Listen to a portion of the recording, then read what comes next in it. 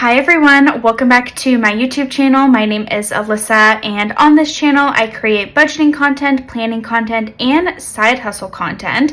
If any of that sounds interesting to you, feel free to click the subscribe button and give this video a big thumbs up. I am officially 26 years old as of last month, and I have about $200,000 in student loan debt. Yes, it really is that much, and I am on a financial journey to becoming debt-free. Also somewhere in there, going to sprinkle in hopefully buying a condo next year, but really all of the crazy budgeting things that come with being in my 20s, single, renting, having a cat, really just like being on my own. So we are closing out June of 2023's budget. This is the budget we set up for the second 2 weeks of June, so the 15th through the 30th. I apologize if the light's a little bit funky here. I have a new phone and I'm just not quite sure how the lighting is working out, and then I of course have different colors because my black pen is still out of ink, and I'm also filming a little bit later in the day, so sometimes the light gets a little bit funky. But we're going to start with the inflow. So my W-2 was its normal $18.13. It normally fluctuates between like $18.12 and $18.15 depending on like taxes, and I don't really know how the accounting people do it.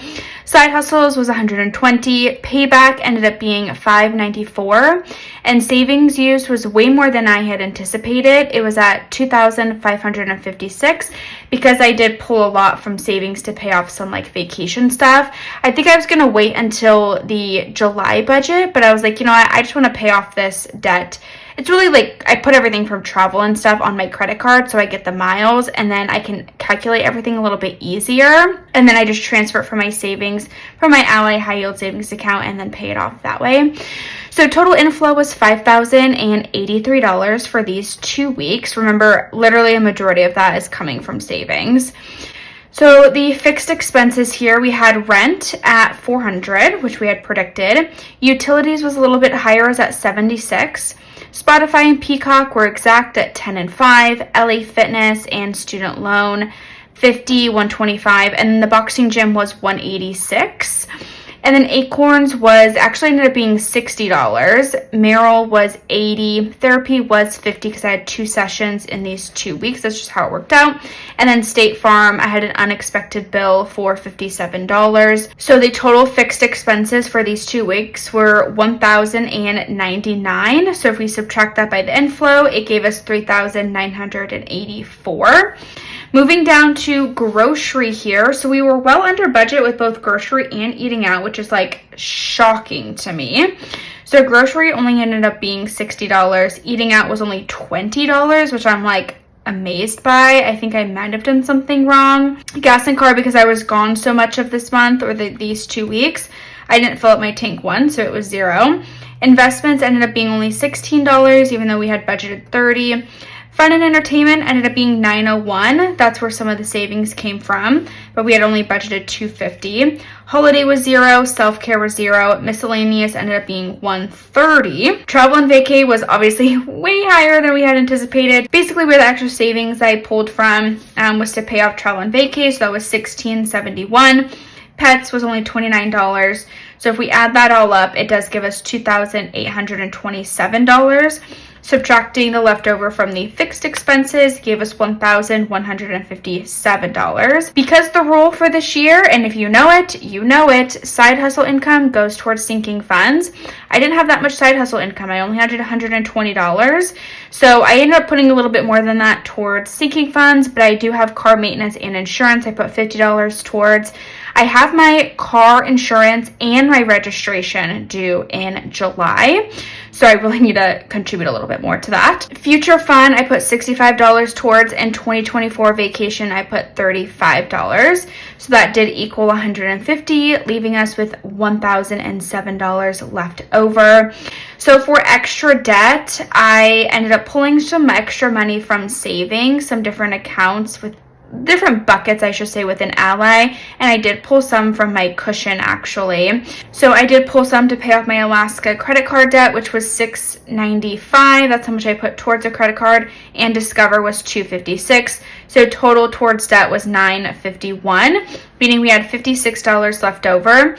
However, I miscalculated something. I seem to be on a miscalculation roll right now. I was on a really great roll, and maybe I jinxed myself with closing out with like $1 or $2, which is all due to rounding. Obviously, missing $47 is not due to rounding. But when I closed out my actual budget, like all my fixed expenses, I had about $9 left over. So I put that back into the cushion. So really, I should be left with $47 somewhere. However, my checking account is zero. So I either forgot to write down an expense somewhere, which unlikely because I calculate everything, or I miscalculated something, which is very much the likely scenario here. But this is the closeout of the the end of June. And then if we move to the end of the month here, so here's the expense tracker for the first half of the month. This is the expense tracker for the second half of the month. And then if we continue moving along, we go to where did my money go? So starting with the monthly budget category breakdown, starting balance was zero, earned income, which is just from my W-2, and any like payback from my W-2. I think that's how I calculate it. No. Earned income just from my W-2. So I had some commission I received, which is why this number's higher. So it was $4,285. Other income was $965. So that would be like side hustle income, payback of any sort. And then savings use was $4,318. Wow, when I look at it that way, that's actually more than my earned income. So yikes. But total monthly inflow was $9,568. As you can see, it looks like the biggest expense category here was travel and vacay at $2,131. But then savings, we did save $1,767.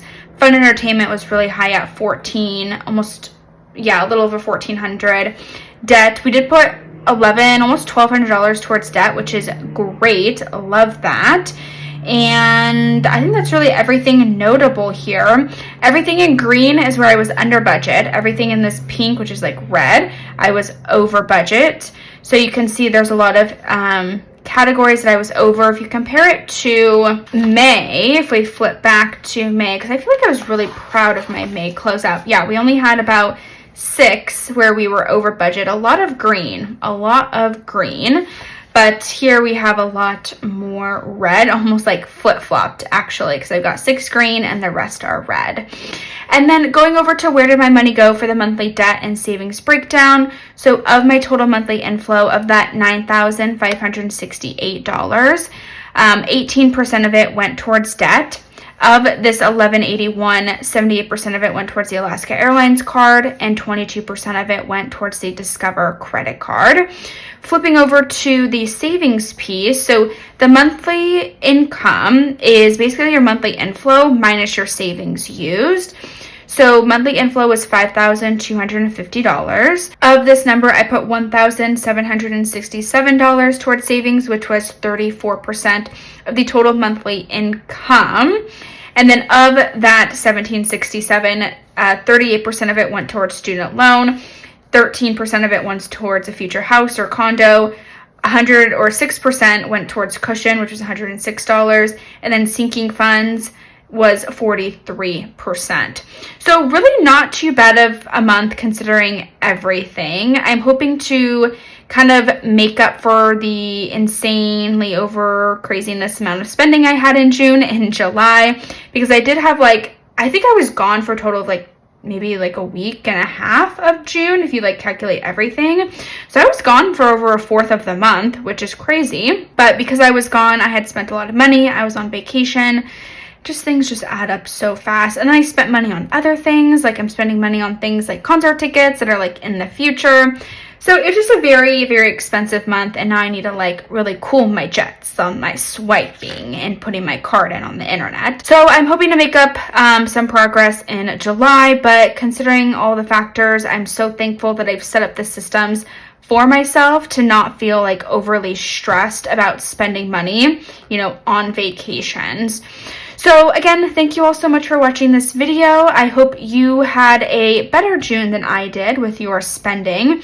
If you did or you didn't, please leave a comment below. I love following along on your guys' journeys, and when you comment about your strides that you're making, it gives me more motivation as well. So always feel free to leave a comment. I really do love reading them. Again, thank you so much for watching, and I will see you in my next one real soon. Bye!